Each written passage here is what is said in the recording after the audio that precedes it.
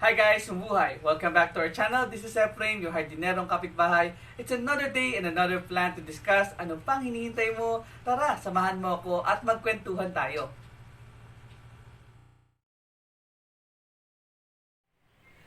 Hi guys, mabuhay! Welcome back to our channel. This is Efrain, yung hardinerong kapitbahay. Magandang araw mga kapuso, kapatid, kapamilya at syempre mga kapitbahay. Today, I will introduce to you one of the most interesting indoor plants that is worth it to keep or worth keeping off.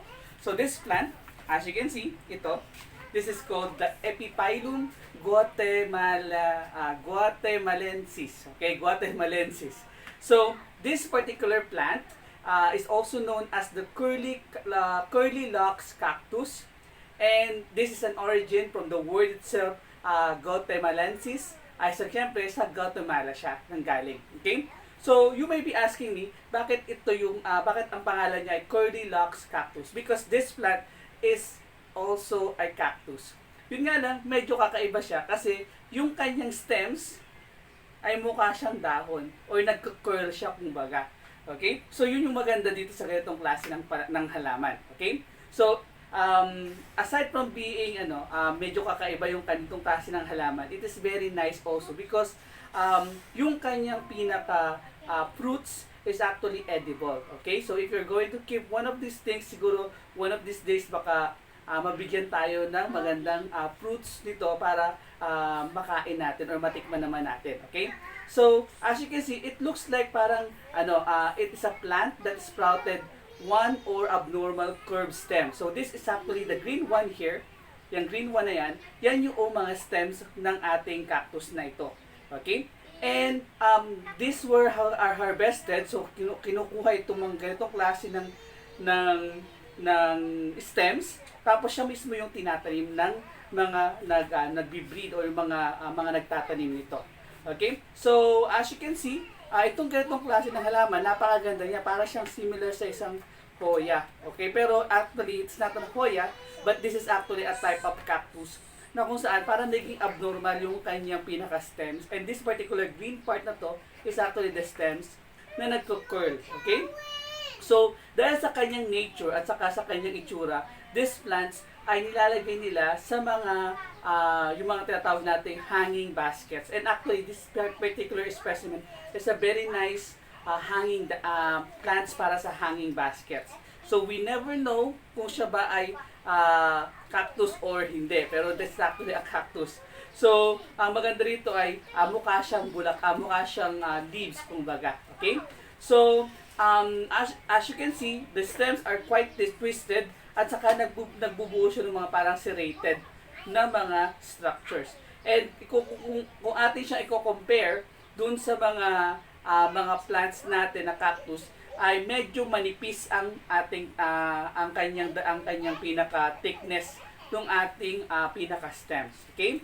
So tinatawag siya na epiphyllum kasi nga this particular plant is actually an air plant. Okay? A cactus that is considered to be air plant. Just try to imagine kung gaano siya ka-rare or kakaiba, kumbaga. So, these plants have, as you can see, yung kanyang colorations ng kanyang pinaka stems is actually green, and the stems is actually twisted, highly twisted. Yung twisting stems niya actually is the one that is actually yung mga favorite ng mga nag-aalaga because of its unique characteristics and quality. So talagang maganda siya para sa hanging. Pero actually, as you can see here, nilagay ko muna siya sa isang isang plastic pots para makita natin yung itsura niya talaga. Okay, so saka hindi pa siya masyadong malaki. So siguro if I'm going to keep it once, mas gugustuhin ko na medyo madami na siyang mga stems, kumbaga. Okay. So, it has a wide white flowers. So, nagbibigay siya ng white flowers. Mga around 6 inches yung laki ng kanyang flowers. And, of course, it produces also some fruits pag ito ay nagkaroon ng pollination. So, yung white flowers ito, parang, it's actually a long type na tube-like na bulaklak. Parang katulad din ng mga kikita natin sa mga dragon fruit. Halos ganoon din yung tsura niya. Yun nga lang, white color yon, and it's actually tube-like yung ating plants. And it actually opens during the night. That gives us the idea na yung bulaklak ng ating cactus na to, or ng curved stem cactus na to, is actually pollinated by bats as well as yung mga moths. So yun ang nagpo-pollinate sa kanya. Okay? So, and also, this actually, plants, when it is being pollinated, it produces an oval, bright pink seedy fruits. Okay? Pag siya ay na-pollinate. Okay? And, syempre, katulad din ng mga tinatawag nating mga dragon fruit, this particular fruits itong ating plants na to ay juicy and edible. Okay? So, it is also capable of self-pollinating. Okay? So, pwede siya pollinate. Ay okay lang din siguro to keep one of these plants kasi pwede naman siyang i-self-pollinate. Well, of course, since na wala naman tayong insekto sa loob ng bahay, so the best thing that we're able to do is to self-pollinate it. Siyempre, tayo mismo ang po-pollinate ng pinaka-flowers nito. And I'm very excited about that. Na gusto ko, sooner or later, pag ito ay nagkaroon ng bulaklak, ay makita natin, and that will be featured again with our vlog. Okay? So, isa sa mga pangalan pa rin ng ating cactus is what we call orchid cacti. Okay? Orchid cacti.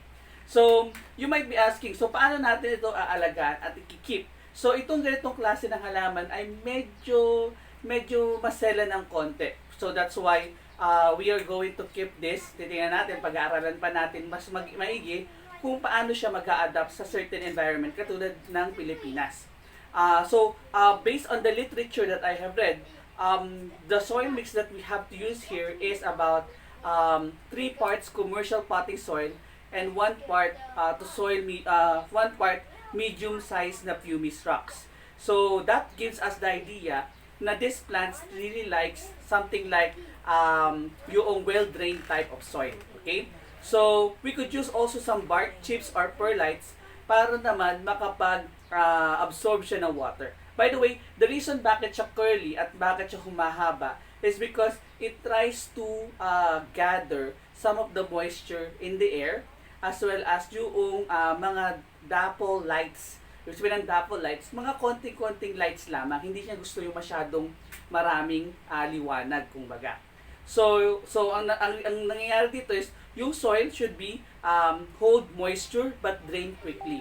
Now, if you're going to notice, this is the soil that I'm able to use. This is an akadama soil, and this is actually a good type of soil na can be an alternate. So, siguro medyo expensive lang ng konti if you're going to have akadama soil, but actually, ang maganda rito sa akadama soil is it could absorb some moisture or retain some moisture, pero hindi niya ibababad yung ugat ng ating plants doon sa tubig. Okay? So, hindi siya nagiging soggy.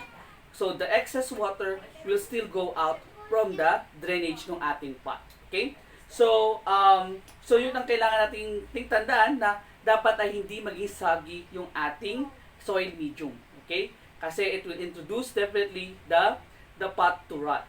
Okay? So, the orchid cactus cuttings needs to be installed to 1 to 2 inches. So, below the soil or at the serrations, rooting should occur in a couple of weeks, and after that, the plant really takes off producing new curled stems. So, as you can see here, so itong pinaka-plants natin na ito, it is also already producing some of the extra plantlets. Ito ba? Ito nyo yan? That is already an extension, or that is already a start ng pagkakaroon ng panibagong branch nung ating pinaka orchid plant. Okay, orchid cactus kumbaga. Okay, so new curl will move out or lalabas siya doon sa pinaka-plants na yan. Okay? So, what else? In terms naman doon sa watering, sabi ko nga sa inyo kanina, pag mas malaki yung pots, the more dangerous it is na magkaroon tayo ng overwatering kasi marami tayong soil, marami din ang pwedeng absorb na water. So, it makes the soil soggy. So, mabababad sa tubig yung roots at saka mabubulok siya. Okay? So, the cactus needs to have a moist roots only, pero hindi siya pwedeng manatili na basa, kumbaga. Okay. So, in that case, make sure that the 1/3 of the soil is dry before watering. So, ibig sabihin 1/3, siguro mga kasing laki ng 1 inch. Okay, 1 inch ng ating soil, pwede natin i-check kung siya ay tuyong-tuyo na. Okay, and that time, pwede natin siyang lagyan ng water. Okay, so, this one is actually, in terms of the light naman, itong ating cactus orchids, medyo sensitibo siya sa light. Hindi siya pwedeng directly sa light, unlike other cactus. The other, in this case, kailangan natin makakita ng lugar. Okay, so titimplahin din natin yung lugar kung saan natin siya ilalagay.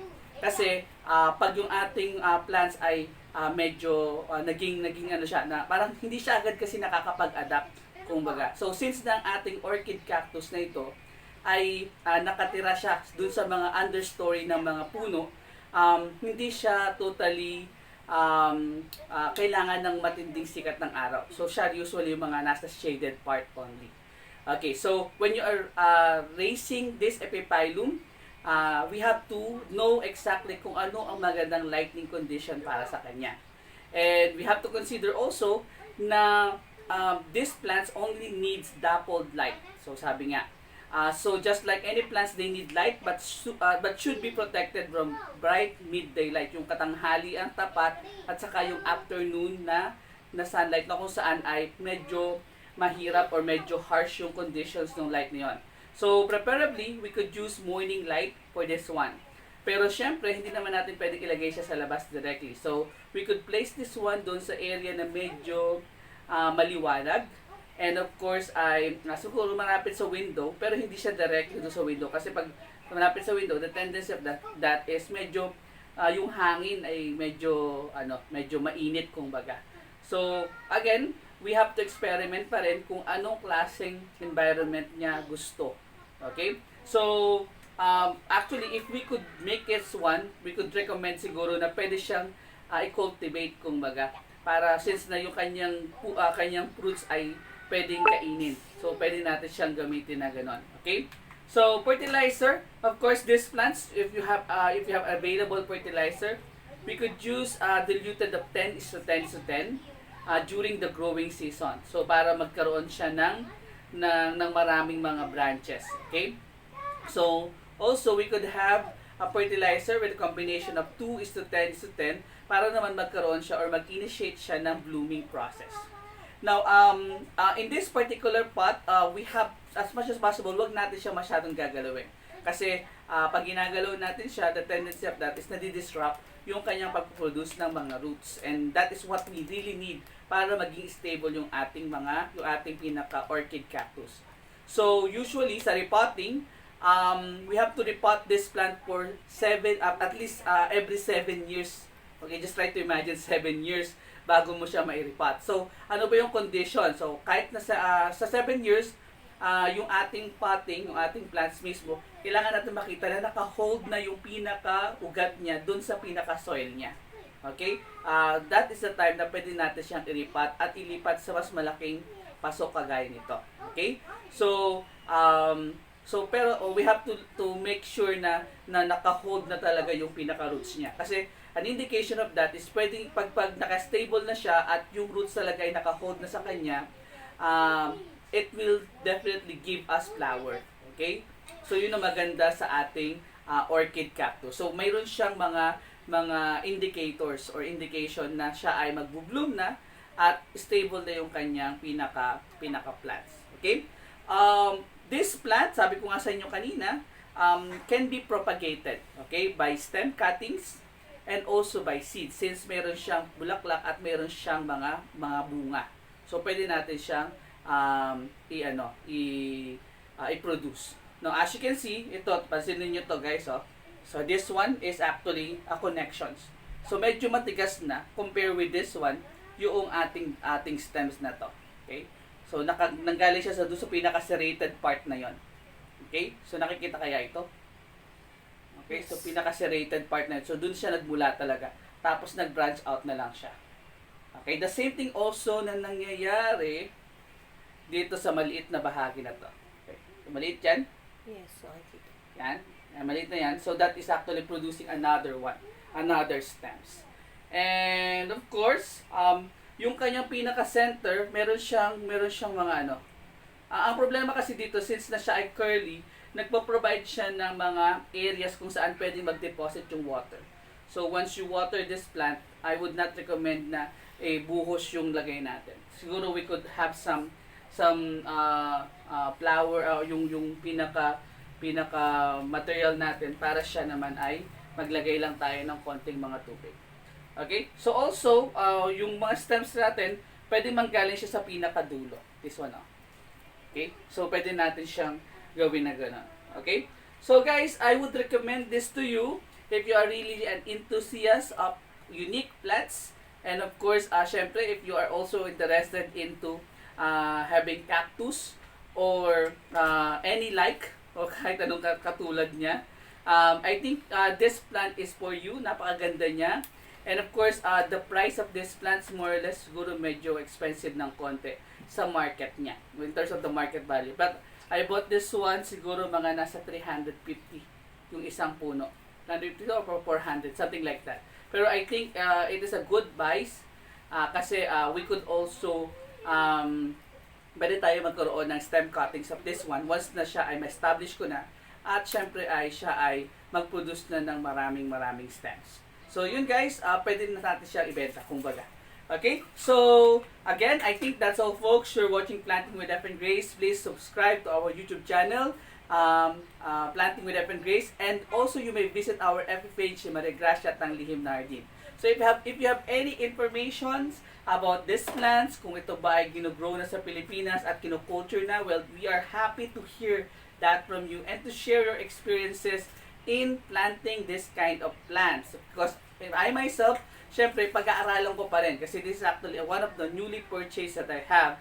So, siguro yung area or kung saan ko siya ilalagay, that is actually one thing na kailangan nating abangan para syempre makita natin, ma-measure natin kung magiging successful tayo sa pag-reproduce at syempre sa pag-grow ng ganitong klase ng halaman. Okay? So, see you again next time for another discussion of the most unique and inspiring plants na pwede natin i-keep sa loob ng ating bahay. Okay? Sige, bye-bye and thank you.